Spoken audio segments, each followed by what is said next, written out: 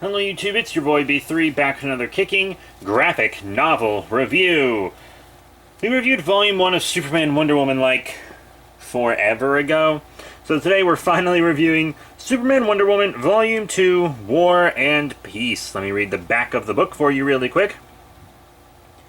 The dust may have settled in Smallville after Superman's encounter with Doomsday, but the Man of Steel did not escape unscathed. Infected by Doomsday's toxic virus, Superman is slowly turning into a greater threat to Earth than the alien monster ever was. Soon the plague that affected Clark Kent's hometown has spread to Metropolis, and the new Super Doom is leaving a path of destruction across the planet. Wonder Woman alone believes her partner can be saved. Will she be proven right, or will she be forced to do the unthinkable in order to save the world? Writer Charles Soule and artist Tony S. Daniel, one of my favorites, love his art, leading an all-star creative team in Superman, Wonder Woman, War and Peace, chronicling the world's most powerful couple as they face down Doomsday. Collects issues 8 through 12, Superman Wonder Woman Annual Number 1, Wonder Woman Features in Number 1, and Superman Wonder Woman Features in Number 1. This is the hardcover, which runs about $24.99 in the USA. I got it for almost nothing, because I got it on, like, this Books A Million sale. So I got it for, like, $9, I think, which is pretty good. So this volume's not too spectacular. Tony S. Daniel always has great art, but in some parts of this book, the eyes on the characters look a little wonky. Don't ask me why, but in some panels, the eyes look a little wonky. Not gonna lie. It's towards the end. Oh, let me read you the inside cover as well. Superman thought he defeated Doomsday. He thought wrong. Yes, the last son of Krypton slew the living weapon from another world in the streets of Smallville, the town where he grew up. But though the battle was won, the war is far from over. The citizens of Smallville have fallen into a mysterious coma. The people of Metropolis soon follow suit, and the Man of Steel has been warped by an even worse infection. He's becoming Doomsday himself. Wonder Woman believes the heart of a hero is still somewhere inside the monster's mind and body of the so-called Super Doom, but even as Superman's consciousness fights to regain control, an even greater alien threat approaches from beyond the stars. If Superman becomes Doomsday once and for all, the Earth won't stand a chance. As the goddess of war, Wonder Woman will have to choose. To save the world she's sworn to protect, can she destroy the man she's come to love? I was never really the biggest fan of their relationship anyways. So yeah, Doomed was like this big crossover thing between all the Superman titles, including Batman Superman. I've only read the issues for Superman Wonder Woman and Batman Superman, where it was like Superman becoming Doomsday and what everyone was doing about it. If you want to read the Superman Doomed stuff, just get the big Superman Doomed Collected Edition that has all of them in it, because reading it from volume to volume is kind of dumb. Like, all the Superman Doomed issues in here are broken up from other issues, so they almost don't make as much sense alone. It's like only little parts of the story. We get a little Red Lantern Supergirl in here, though. I was happy about that. But yeah, all the Superman Doomed stuff, it was just pieces of the bigger story, and then there was also pieces of, like, Lois Lane Brainiac stuff with Cyborg Superman, which I guess was also part of Doom. I don't know, it was just sloppy. Because it was a crossover event, and these are just the Superman Wonder Woman issues, so you don't get everything that's happening. Yeah, so it's basically an incomplete story for almost in all of this book is pretty much an incomplete story.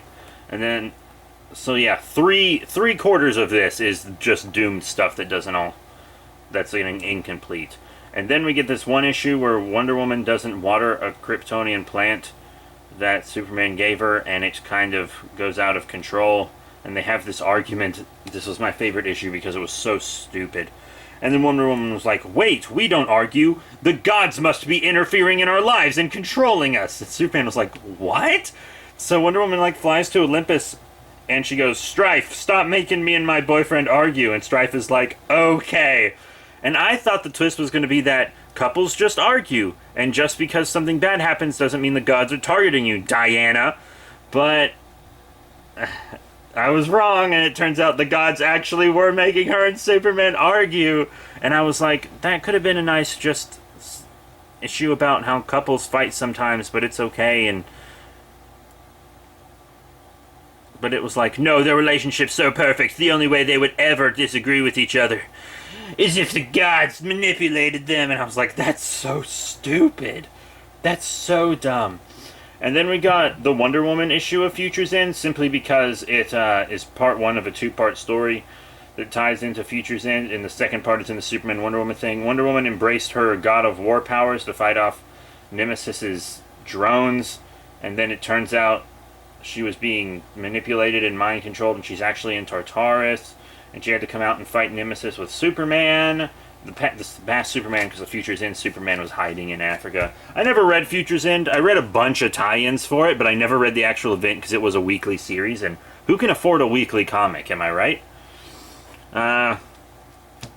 Plus the trades for it are pretty expensive.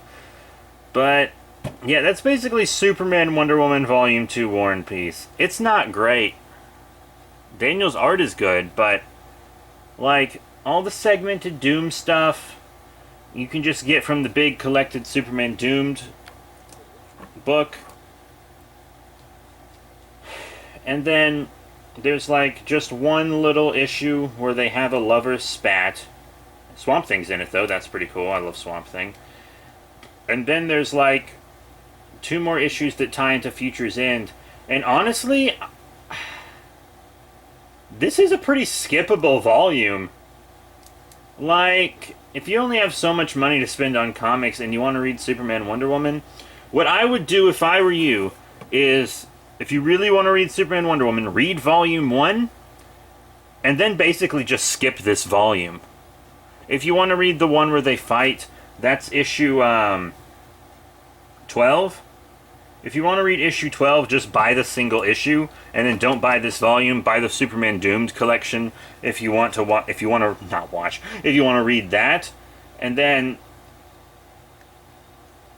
maybe if you want to read the Futures End stuff, you can get those single issue as well or something. But it just really,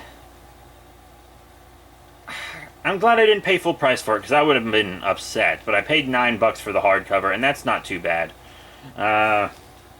But yeah, it was very disappointing. I was not a big fan of Superman Wonder Woman Volume 2 War and Peace.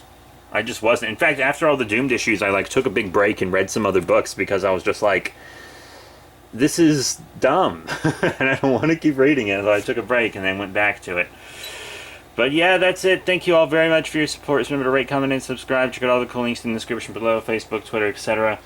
Next time I'm feeling some Scott Snyder, I'll either do Witches, Batman, or Justice League. All of which are his books. All of which I'm currently reading. I'm a big Scott Snyder fan. So that's it. Thank you all once again for your support. And join us next time for our next great graphic novel review.